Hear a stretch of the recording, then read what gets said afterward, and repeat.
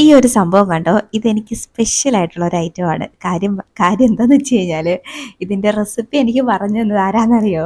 Chat G P T ആണ് കേട്ടോ. അപ്പോഴേ ഇത് ഉണ്ടാക്കാനാണെങ്കിൽ വളരെ സിമ്പിളാണ്. ആദ്യം ഇതുപോലത്തെ അച്ചിങ്ങ പയറും കുറച്ച് ചേമ്പ് കൂടെ നമുക്ക് ഒരു വെജിറ്റബിൾ സ്റ്റീമറിൽ വെച്ചിട്ട് ഒന്ന് വേവിച്ചെടുക്കണം. ഒരു 10-15 മിനിറ്റ് വേവിച്ചാൽ മതി. അതൊന്ന് മാറ്റി വെച്ചിട്ട് ഇനി ഒരു പാനിലോട്ട് കുറച്ച് വെളിച്ചെണ്ണ ആഡ് ചെയ്ത് ചെറിയ ജീരകം ഇട്ട് കൊടുത്ത് സവാള ഇട്ട് കൊടുത്ത് പച്ചമുളകും ചേർത്ത് ഒന്നങ്ങ് വഴറ്റി കൊടുക്കണേ.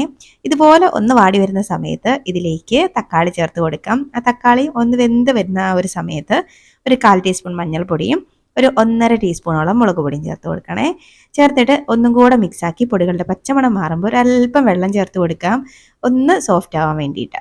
അപ്പോൾ ഒരല്പം വെള്ളവും കൂടെ ചേർത്തിട്ട് ഒന്നും കൂടെ ഇളക്കി നന്നായിട്ട് തിളച്ച് വെള്ളം ഒന്ന് വറ്റി വരുന്ന സമയത്ത് നമ്മൾ ഈ വേവിച്ച് വെച്ചേക്കുന്ന ഐറ്റം ഉണ്ടല്ലോ അത് അതിലേക്ക് ചേർത്ത് കൊടുക്കുന്നുണ്ട്.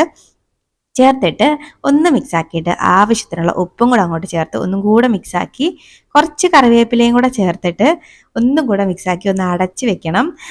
കുറച്ച് മസാലയൊക്കെ അതിലൊന്ന് പിടിക്കാൻ വേണ്ടിയിട്ട് അടച്ച് ഒരു 2-3-4 മിനിറ്റ് വെച്ചതിന് ശേഷം ഒന്നും കൂടെ ഇളക്കി നല്ല കട്ടിയുള്ള ഒരു 1/4 കപ്പോളം തേങ്ങാപ്പാലും ചേർത്ത് ഒന്നും കൂടെ മിക്സാക്കി ഒരു 2 മിനിറ്റ് ഒന്ന് കുക്ക് ചെയ്താൽ മതി.